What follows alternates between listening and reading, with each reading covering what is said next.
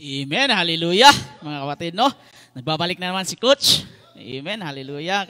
Kaya mga kapatid, no? Kaya sabi nga doon na huwag tayo magsawa na purihin, no? Dakilain ang ating Panginoon. Huwag tayo magsawa kasi nga nandun yung gantimpala na ibigay sa atin ng Panginoon. Kaya mga kapatid, no?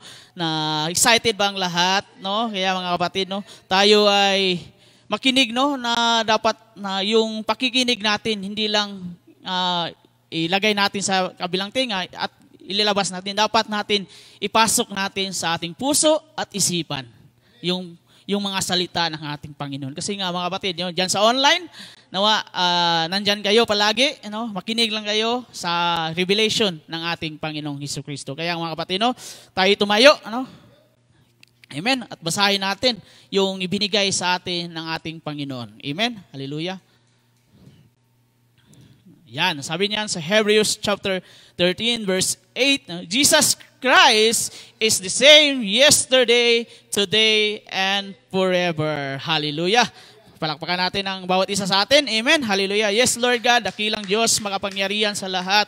Ikaw ang Diyos na nandyan palagi sa amin, Panginoon. Hindi nagbabagong Diyos para sa amin, Lord. Ikaw ang Diyos na nandyan palagi, magpakailanman, Panginoon. Lord God, thank you, Panginoon, O God, sa privilege, Panginoon, O God. Guide me, Panginoon. Help me, Panginoon, to spread the words you, Lord, na nireveal mo sa akin, Panginoon, O God. Lord, nawa, bigyan mo ako ng wisdom, knowledge, and understanding to how to spread your words, Panginoon, kung paano ko ito maihahayag, Panginoon, at sa bawat isa sa amin, Panginoon, O God. Thank you, Lord, na dinako mo ako, Panginoon, O God. Thank you, Lord, sa lahat, Panginoon, sa hinanda mo para sa akin, Panginoon, O God, sa words na ito, Panginoon, na isang linggo, Panginoon, na hinanda ito, Panginoon, O God. Thank you, Lord God, sa Holy Spirit to dwell us, Panginoon, O God. Amen. Yes, hallelujah. Idakila ka sa pangalan ni Jesus. Amen at amen. Hallelujah.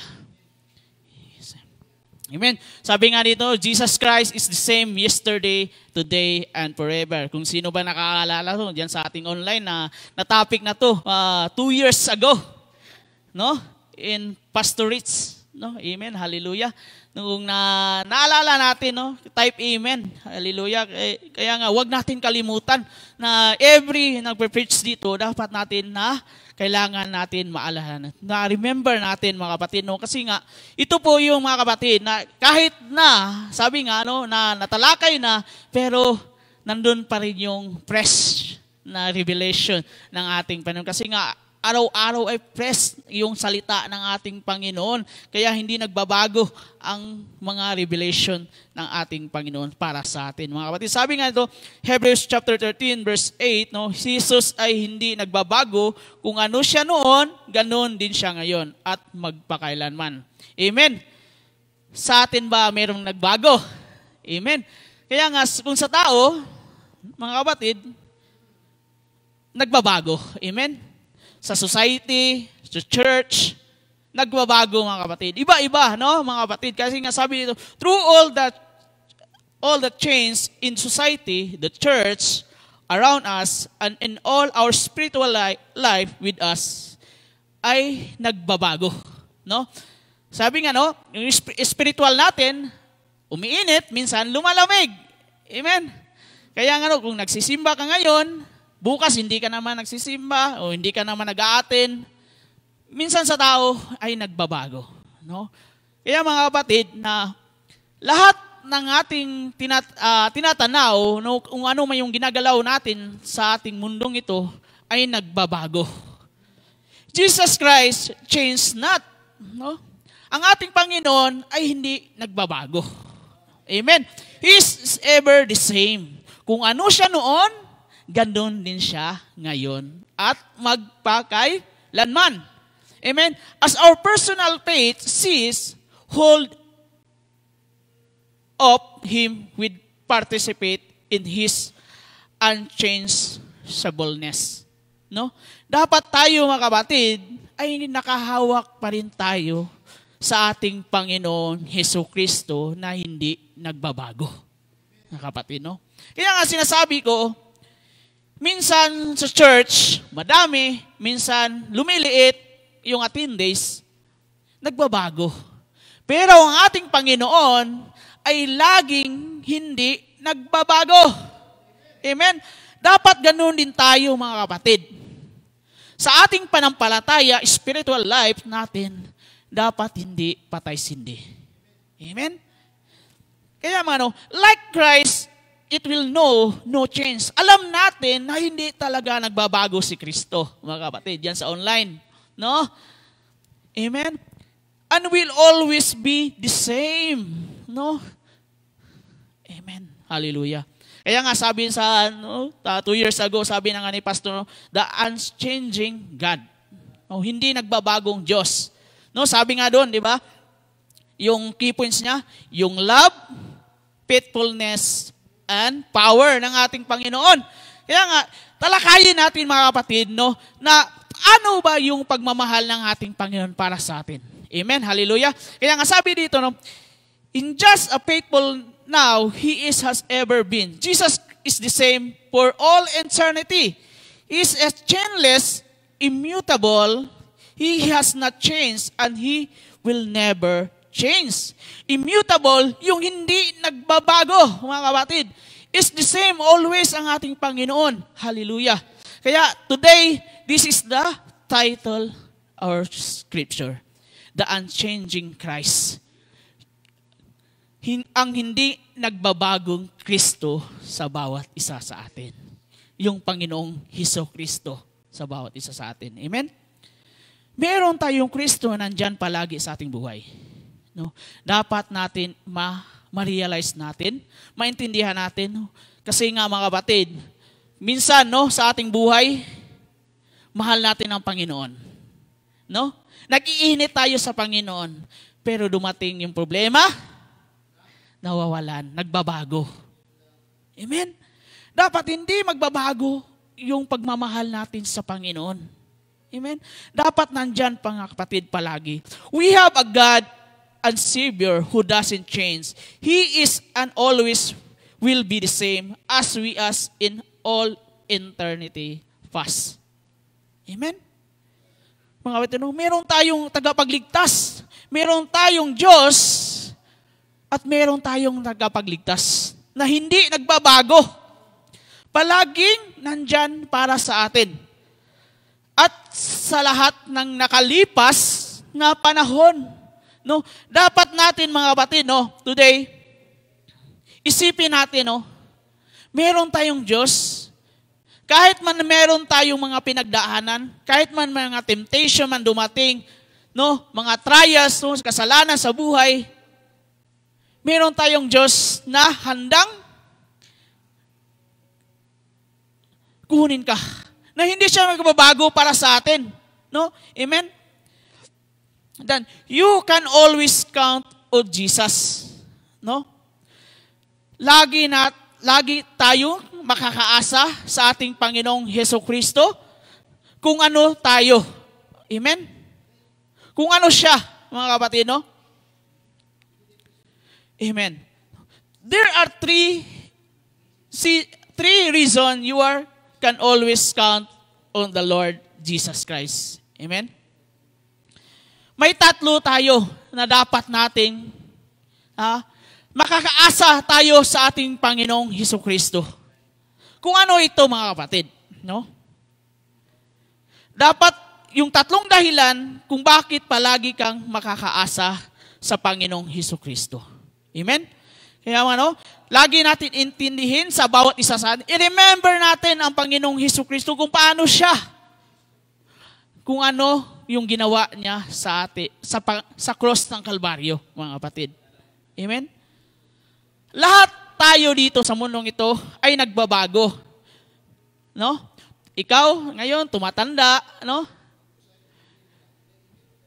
Tumatanda ka, Hindi ka laging bata, mga kapatid, Dapat maging mature Christian tayo. Amen? Dapat yung buhay natin ay nakakaayon sa ating Panginoong Hesus-Kristo. Amen? Kaya mga kapatid, tandaan natin, ang ating Panginoong Hesus-Kristo, hindi nagbabago magpakailanman. Hallelujah. There are three reasons you can always count of the Lord Jesus Christ. Number one, His personality. No? There are three reasons you can always count of the Lord Jesus Christ. No? Dapat natin mga kapatid, no? Na palagi natin ang buhay natin kung ano siya. Yung personality, ang kayang personalidad ng ating Panginoong Hesukristo. Ano ba yung personality ng ating Panginoon sa bawat isa sa atin? No? Baka sabihin natin yung personality ng ating Panginoon, siya yung nagbibigay ng pagpapala sa atin, no? Sa bawat isa sa atin. Amen. Hallelujah. The kind of personality sa ating Panginoong Diyos, no? Na dapat natin, no, na kilalanin yung personality ng ating Panginoon. Jesus Christ will never change, therefore, any attributes which He possessed in the beginning, He still possesses today. No? And He will possess them into eternity future. That which He has, He is, and He ever will be. Therefore, His personality will never change. Amen? Kung ano siya noon, 2,000 years ago, ganun pa rin yung personality ng ating Panginoon. Amen? Kaya mga kapatid, no? Sabi nga no, sa Hebrews chapter 1 verse 12, no? You will roll them up like a robe, no? Like a garment, they will be changed, but you remain the same and your years will never end. No? Grabe, no? Ganyan po ang ating personality ng ating Panginoon. Na ito'y parang balabal ng iyong titiklupin at tulad ng damit ng mga ito'y iyong papalitan. Ngunit ikay hindi nagbabago at manatiling buhay magpakailanman. Amen? Hallelujah? Isa-isahin natin, ano yung personality ng ating Panginoon? Number one, take note na lang natin, no? He is love. No? Yung pag-ibig ng ating Panginoon para sa atin. Amen? In 1 John chapter 4, verse 8, no? According to this verse, God is love, that is in His very nature of God, is God of love. Na alam natin, yung personality ng ating Panginoon, yung pag-ibig na para sa atin. Amen? Ganito po mga kapatid, no? Kung walang pag-ibig ang Diyos para sa atin, hindi niya ibibigay si Kristo para sa atin. Amen? Dahil sa pag-ibig ng Diyos para sa atin, ibinigay yung bugtong anak niya para sa atin. Ganon din yung personalidad ng ating Panginoon. Inako niya ang kanyang buhay, nagsakripisyo siya para sa atin. No? Yung love niya, no, yung grace niya para sa atin, ibinigay niya. Amen? Everything He does in expression and outgrowth of His love, and He will never change. No? Yung expression ng ating Panginoon, no, hindi niya sinarili yung pag-ibig, no? Ini-express niya para sa atin, no? Kaya ito mga kapatid, no, na dapat natin maintindihan, no, yung personality ng ating Panginoon, yung pag-ibig niya ay hindi nagbabago para sa atin.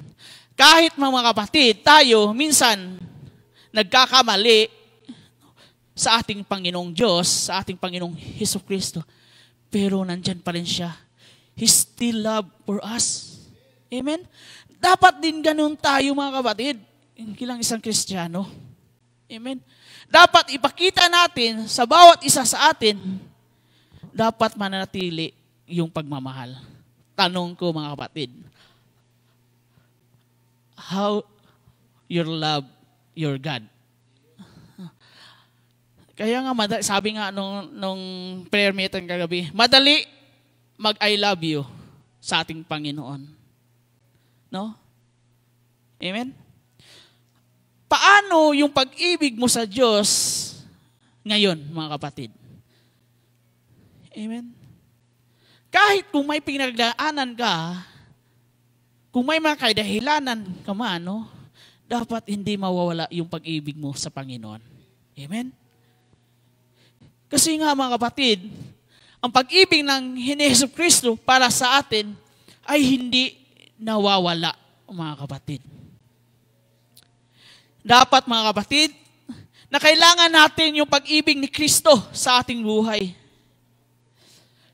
Ito yung pag-ibig na regalo niya para sa atin, para tayo umibig din sa ating mga kapwa Kristiyano. Amen? The love of God to express us, no? Kahit makasalanan ka, nandun pa rin yung pag-ibig ng Diyos sa iyo. Hindi nagbabago kahit kailan ang ating Panginoong Hesus Kristo. Amen? Number 2, He is the light. Amen? Sa panahon ikaw ay nandun sa kadiliman, ang Panginoon ay nandyan para ilawan ka. Amen? He is the light. No? In John chapter 8 verse 12, Jesus is the light, his very purpose coming into the world was to bring the light of God. Ito mga kapatid, hindi pumunta ang ating Panginoon sa atin to condemn, to bring light for us. No? Ito mga kapatid, na itong ilaw na ito, pag nawala ito, saan tayo ngayon mga kapatid? Dapat panatilihin natin ang ilaw, si Kristo sa buhay natin, para hindi tayo babalik sa darkness, sa kadiliman. Amen? To those who drowning in the sea of darkness, mga kapatid, na nandun tayo sa karagatan ng, nandun yung darkness natin, na dapat mawala na sa atin, mga kapatid. Kasi meron na Kristo, nagbibigay liwanag sa buhay mo. Yung liwanag na hindi nagbabago, magpakailanman. He offers hope to those in darkness. This day, mga kapatid, today and forever. No? Itong liwanag na ito, bibigyan tayo ng pag-asa kung sino man nandun pa sa kadiliman. Amen? Kaya mga kapatid, dapat manatili tayo sa ilaw. No? Is the light. Jesus is the light, mga kapatid. No? Then sabi pa dito, He can and will bring them out of into the light of God. No? Na tayo ay dalhin ng ating Panginoon sa liwanag ng ating Diyos. No? Napakaganda, no? Kung nandun ka sa liwanag ng ating Panginoon, na meron na tayong pagmamahal, nandun ka nga sa liwanag ng ating Panginoon, no? Ang sarap ng buhay bilang isang Kristiyano. Amen? Wala na tayo sa kadiliman. Amen? Kasi meron tayong Kristo na hindi nagbabago. Amen? Hallelujah. And number 3, He is the life. Amen? Ang buhay ng ating Panginoon, kasi nga sa John chapter 1 verse 4, in Him was a life, and the life was the light of all mankind. Itong buhay ng ating Panginoon, ito yung ilaw sa atin, mga kapatid. Sa bawat isa sa atin. Ang buhay ni Kristo sa atin, na, kaya nga mga kapatid, no, na napakaganda yung pinanood namin kagabi, no, kanina. No, yung The Last Supper, no, nakita natin yung buhay ni Kristo doon, no, kung paano siya, no, paano siya na nagpaliwanag sa atin yung buhay ng ating Panginoon. Kasi nga sabi dito, Jesus is not just another life. He is the light. No? He is the creator of the light, and He is the sustainer of our life, mga kapatid. Siya yung nag-create sa atin, Siya yung bumalik sa atin. Siya yung nagsustain sa atin bilang isang Kristiyano sa buhay ng bawat isa sa atin. No? This will never change for a man to truly live. He must know Jesus. No? Mga kapatid, dapat natin, kung tayo ay manatili sa buhay ni Kristo, dapat kilalanin natin kung sino siya sa bawat isa sa atin. Amen? Kaya mga kapatid, lagi kong tinatanong sa atin, kumusta yung buhay natin Kristiyano? Kasi nga, baka nagbago na yung spiritual mo. Amen? Dapat tanungin mo sa sarili mo, parang nagbago na ako Amen? Dati, eager ako. Hunger ako sa salita ng Panginoon. No? Nagugutom ako sa salita ng Panginoon. Nauuhaw ako sa salita sa Panginoon. Pero ngayon, no? Dapat natin tanungin nating buhay. No? Yung spiritual life natin. Parang lumilihis na ako, Lord. No? Parang nagbabago na ako, Lord. Dapat bumalik tayo sa buhay ni Kristo. Amen? Dapat hindi magbabago yung mga kapatid. Amen? Kasi nga, mayroon tayong Kristo na hindi nagbabago sa atin. Kahit na lumayo ka man, tanaw ka pa rin. No? Hinahawakan ka pa rin ng ating Panginoon. Kaya mga kapatid, the life of Jesus, He was enlightened of us. Amen? And lastly, mga kapatid, the personality of our Lord, lastly, He is Lord. Amen? Siya ating Panginoon. Amen? In Acts chapter 2, verse 36, therefore, let all Israel be assured of this. God has made this Jesus, who you are crucified, both Lord and Messiah. Amen? Na alam naman natin, na talaga siya ang Panginoon at Messiah. Kaya nga, yung pinanood natin kanina, ano sa kanya? No? Na hindi nila matanggap ang ating Panginoon, the Messiah. No? The Lord. No? Kaya mga kapatid, dapat natin maintindihan yung personality ng ating Panginoon. Hindi lang siya naging tao, siya ay isang Panginoon natin. Amen. Itatag natin, is a fully man, is a fully Lord. Amen? Hallelujah. Dapat natin, kaya dapat natin malaman, itong si Jesus na ipinakos ninyo sa cross ay siyang ginawa ng Diyos na Panginoon at Kristo. Amen? Kaya nga mga kapatid, lagi natin isipin, ang ating Panginoon ay hindi nagbabago. Amen? Jesus is Lord. He will never be the Lord. He will ever be the Lord. He is the Lord. One day, His power and position as the Lord of all will be revealed everyone. Lagi natin tandaan, ang ating Panginoon sa Kristo ay hindi nagbabago. Siya ay ng Panginoon. Dapat natin i-reveal natin sa bawat isa na siya ang Panginoon. Siya ang Lord sa ating buhay. Amen? Kaya mga kapatid, the personality. Kasi ang dami personality ng ating Panginoon. Humility, nandun yung faithfulness niya. Pero mga kapatid, this is the poor personality na dapat natin maintindihan sa bawat isa sa atin. Yung pagmamahal niya, yung ilaw niya sa atin, yung buhay niya, at bilang Panginoon sa atin. Amen?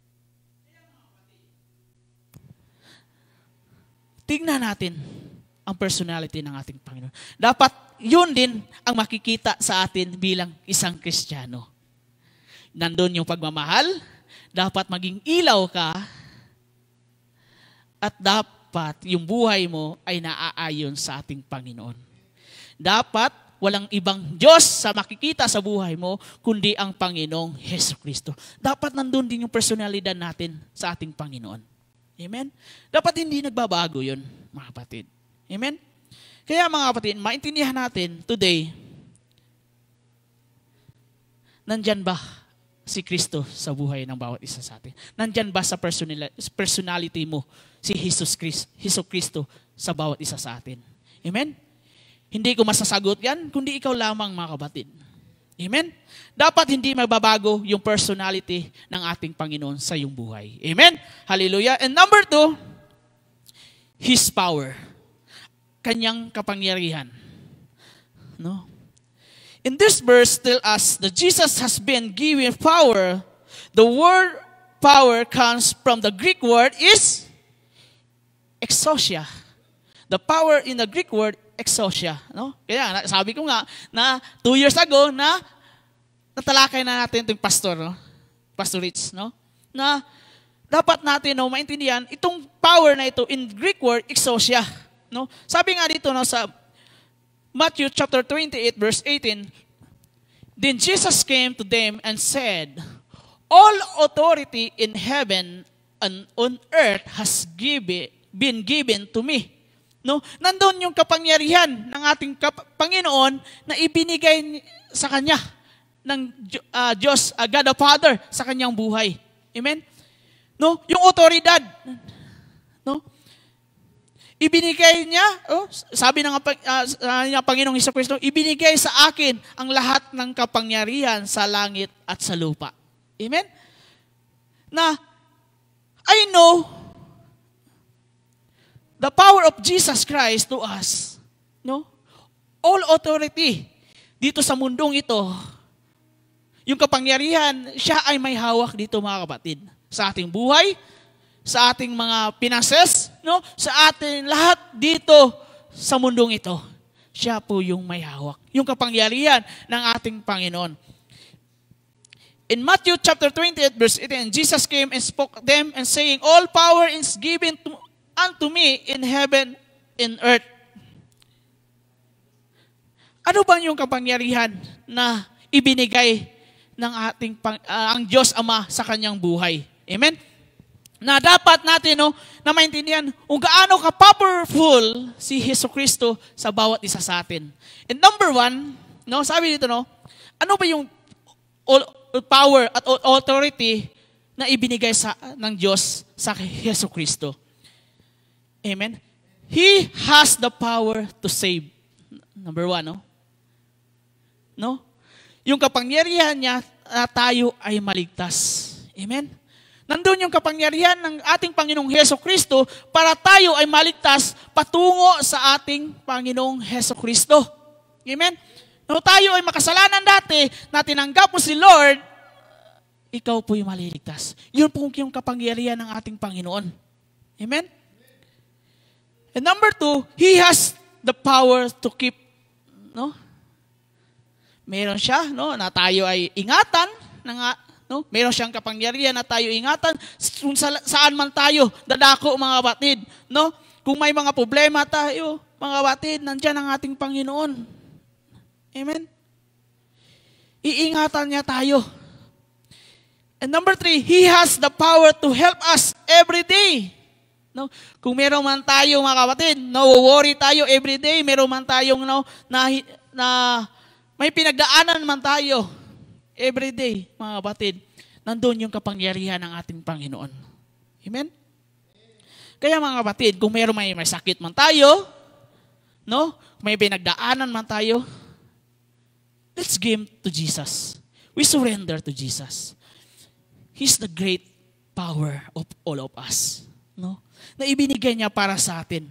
Na kailangan natin ang Panginoong Jesucristo. Kailangan natin yung kapangyarihan ni Jesucristo sa ating buhay. Huwag tayong umasa sa sarili natin. Kasi hindi natin kaya. Iasa natin sa Panginoon lahat ng ating ginagawa. Amen? Sabi nga, nung kagabi, yung prayer meeting, whether you eat and drink, whatever you do it to the glory of God. Amen? Hallelujah.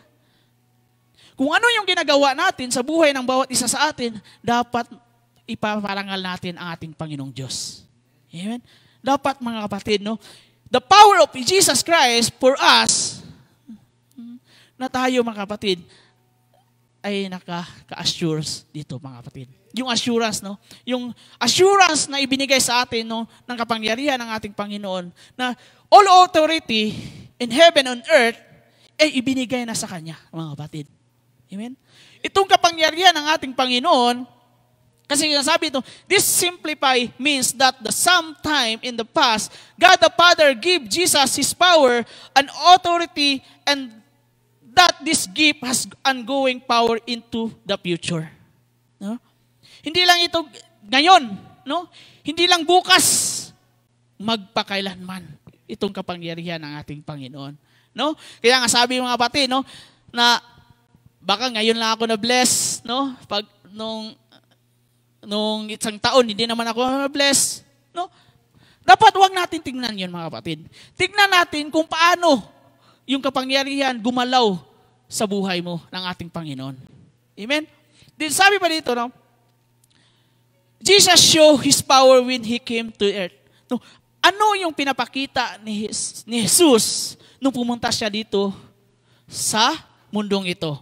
No? Number one, no? A layman sitting by a pool was made to walk. No? Naalala natin, no, na natalakay din ni Pastor, ito, no, ni Pastor Rich, nung yung hindi makakalakad na lalaki, no? Sa ilang taon, no, ilang taon na siya nandoon sa naglilay down, no, na hindi siya makatayo, pero yung kapangyarihan na nakita niya ang ating Panginoong Hesukristo, nakalakad siya mga kapatid. Amen. Dapat ganun yun. Nakikita natin yung kapangyarihan ng ating Diyos na bumaba siya dito sa mundong ito. And number two, a blind man named Bartimaeus was made to see. No?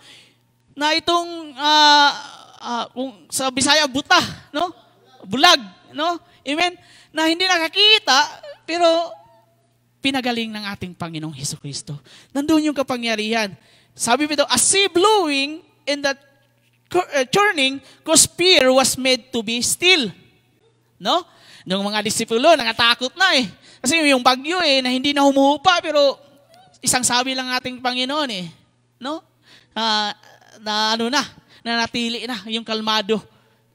Ganon po yung kapangyarihan ng ating Panginoon. No? And the little girl, a widow's son, a man named Lazarus, will all made to rise from the dead. No? Amen?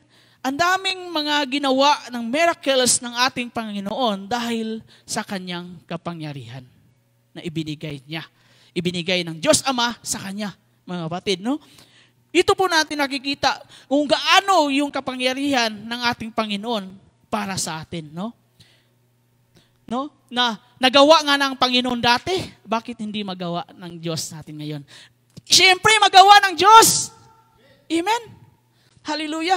Kasi nga sabi, Jesus, no? Kaya nga, no, na hindi nagbabago ang ating Diyos, mga kapatid. The changing God, mga kapatid, na hindi siya nagbabago. Kung nagawa ng ating Panginoon, magagawa din ng ating Panginoon ngayon sa atin, mga kapatid. Kung tayo may nahihirapan, manalig tayo sa Panginoon. Manalig tayo sa kapangyarihan ng ating Panginoong Hesukristo. Amen? Kaya mga kapatid, no, sa ating buhay, dapat mga kapatid, nandun pa rin. Sabi nga dito, and then Jesus showed His power by going on the cross. You might be thinking, Jesus dies on the cross. How does the show His power? No, na lagi tayong nagtatanong, no, sa kanya mismo, no, nagpakamatay siya sa cross. So, kaya nga sabi nga, di ba, yung temptation of Eve, no, if you are the Son of Man, iligtas mo yung sarili mo. No, tinetempa siya sa last day. Sa last day ng buhay ng ating Panginoon, tinetempa siya. No? Pero, nandun pa rin yung pakumbaba ng ating Panginoon. No? Na alam naman natin na kaya niyang gawin, mga kapatid. But still, pero ibinigay niya ang kanyang buhay sa kanyang Ama, mga kapatid. That it's only Jesus who had the power to die for our sins, no? No? Na dahil sa kapangyarihan, no, sa kung ano yung kasalanan natin, yung sakripisyo ng ating Panginoon sa atin, yung kapangyarihan niya sa atin, sa kanyang buhay, ipinakita niya sa ating mga kasalanan. No? Yung ating kasalanan, mga kapatid, yung kapangyarihan niya ay tayo ay naligtas, mga kapatid. Amen? Kaya dapat natin maintindihan sa ating buhay na meron tayong Kristo na hindi nagbabago magpakailanman. Ngayon, bukas at magpakailanman, no? Kaya nga, no, na huwag natin isipin kasi nga minsan, no, nag-worry tayo kung ano na lang yung kinabukasan. In Matthew chapter 6, verse 34, don't worry about tomorrow, but tomorrow worry it itself. No?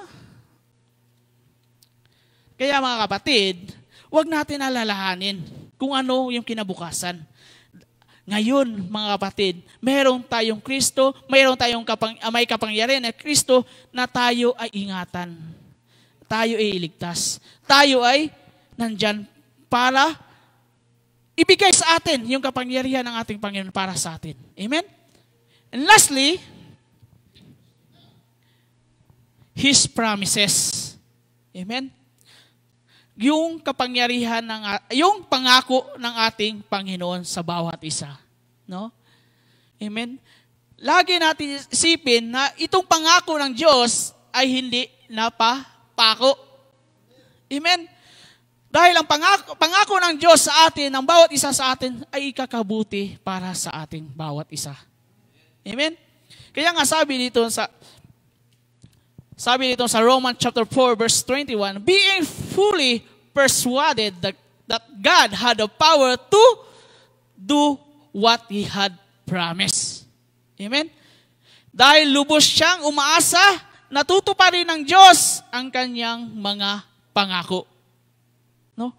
Naalam natin mga kapatid, na itong mga pangako ng Diyos para sa atin ay hindi napapako. No? Hindi niya sinasantabi.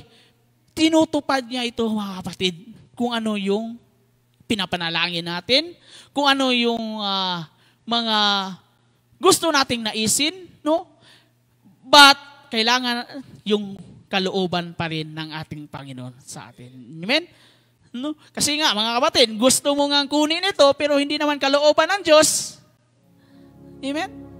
Baka sabihin mo, lahat ng ginugusto ko, ibibigay ng Diyos kasi yun ang pangako niya eh. Sabi niya sa Romans eh. Amen? Pero, ang gusto ng Diyos sa atin, yung promise niya, ay na kailangan nandun pa rin yung kalooban ng ating Panginoon. Amen? To put in every sinful, when God makes a promise, He has no need to repeat Himself, but His promises are good forever. Amen? Na ito'y makakabuti magpakailanman para sa atin. Kung ano yung mga pangako niya noon, ngayon, at magpakailanman, ay hindi magbabago, mga kapatid, no? Amen? There are some precious promise that you and I have from Godhead. These are things about which the Lord will not change His mind. No? Ito yung mga promises ng ating Panginoon sa atin. Ulitin ko. Number 1, He saved us. No? The promise is clear. Romans chapter 10 verse 13. When a lost sinner comes to Jesus by faith, he is saved by grace and prepared for heaven. This promise that will never change, mga kapatid, no? Na tayo, dahil sa panampalataya natin sa ating Panginoong Hesukristo, dahil sa kanyang grace, ay inanda niya na yung para sa atin sa langit, mga kapatid. Kung ano yung maranasan natin, na tayo ay naligtas, yung promise ng ating Panginoon na tayo iligtas, hinanda na niya. Kung tayo ay makakarating sa Kanya, hinanda na niya, no? Ibinigay niya sa atin, no? Siguro, na excited ng ating Panginoon, no? Sa bawat isa sa atin, no? Na nandun na tayo, no? Sa inyang kamay, no? Kasi nga, mga kapatid, meron tayong Panginoon na naghanda na sa atin. Amen? And number 2, He supply us. Amen? I know na lahat ng mga kailangan mo, ibibigay ng ating Panginoon. The promise is clear. Kung meron tayong mga Bible, no? Philippians chapter 4 verse 19, no? Na God will take care of you. He will not maintain your standard of living, but He will meet your needs. No? Na ito po mga kapatid, no? Ibibigay niya kung ano yung pangangailangan mo. He supply us. Amen? Hindi yung wants mo, yung kailangan mo lang, mga kapatid. Ibibigay. Ito yung promise ng ating Panginoon na isupply niya, mga kapatid. Amen? And number 3, He satisfy us. Dapat maging kontento tayo, maging satisfy tayo, no? Na siya lang ating Panginoon. Amen? Hallelujah. And Jesus met the woman of the well in John chapter 4, no? Kung naalala natin, He promised her a drink of the living water that would eternally satisfy. No? Yung sa Samaritan yung woman, no? Na kahit uminom siya ng tubig, nauuhaw pa rin. Sabi ng Panginoon, no, kung pumunta ka sa akin ay hindi ka na mauuhaw.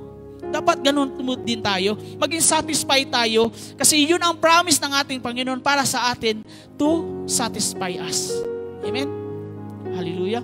Na tayo ay, kung nandun na tayo sa ating Panginoon, hindi tayo mauuhaw magpakailanman. Amen? And lastly, He secure us. No? The promise of the Lord, i-secure tayo. No?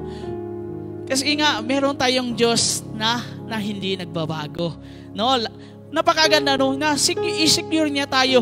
Yung promise niya, no? Na nandoon, no? Na hindi kanya pababayaan. Amen?